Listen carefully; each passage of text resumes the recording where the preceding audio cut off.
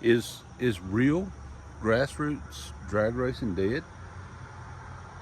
Has it become 1,000 horsepower Jolly Ranchers with millionaires arguing over who can spend the most money? I don't think so.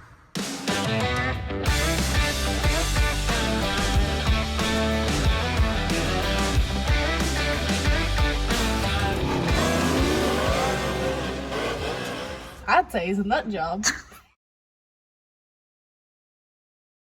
Maybe you didn't even know that drag racing still existed. Sure, you saw the carbon fiber delay box space machines doing battle on ESPN2, rolling billboards owned by corporations and driven by wind-up dolls repeating mantras of sponsor names. But you didn't think regular guys still drag raced, jamming great big motors into little tiny cars and pitting their reflexes against the timing tree, building engines strong enough to tear the cars apart, boil rear tires like banshees on spokes, jerk the front tires for the skies like it was their rapture on a Saturday night. You really thought hot rodding was dead. Something must have given you this idea.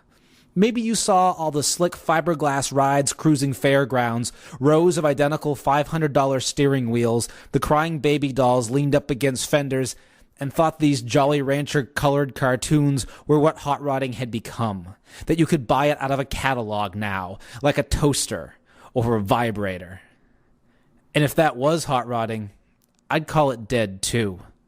Maybe some of those six-figure rides represent craftsmanship, but it's hard to take a guy serious who paid $6,000 to have his car painted like an Easter egg.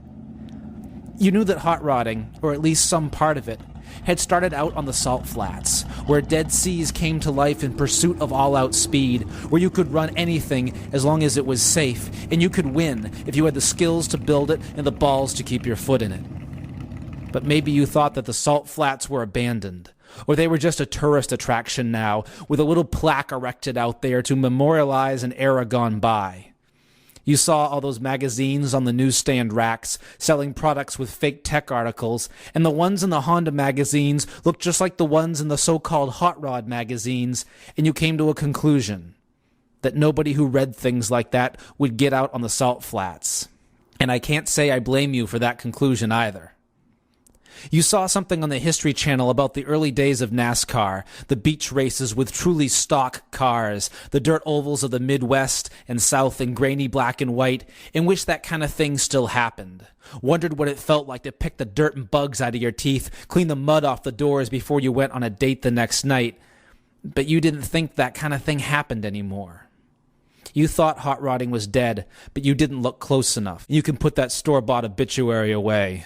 From the drag strips in New England to the dirt tracks of Middle America to the hallowed salt flats of Bonneville, hot rodding lives. And most importantly, it lives in the garage down the street from you, where the lights are on until 2 a.m. on weeknights, where you see sparks bouncing off the window panes, and where someday that door will open.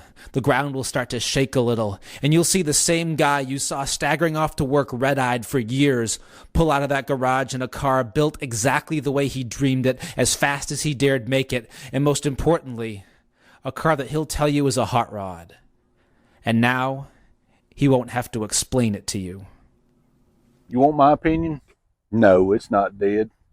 You want my opinion? The $1 million Jolly Ranchers out there arguing over who can spend the most money, they don't have a corner on the market. What they've got is social media and marketing fooled into believing that they are the way. They are not the way.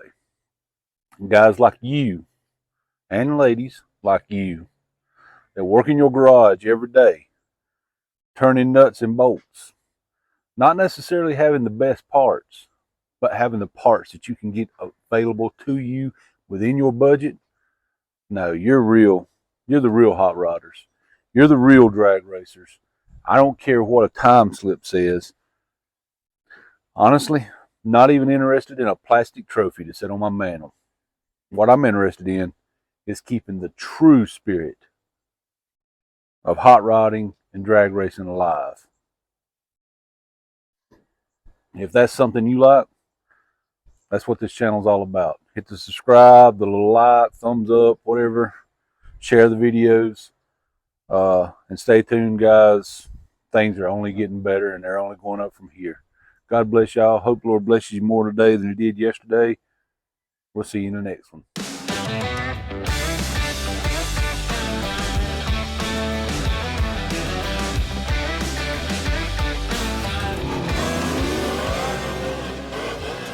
I'd say he's a nut job.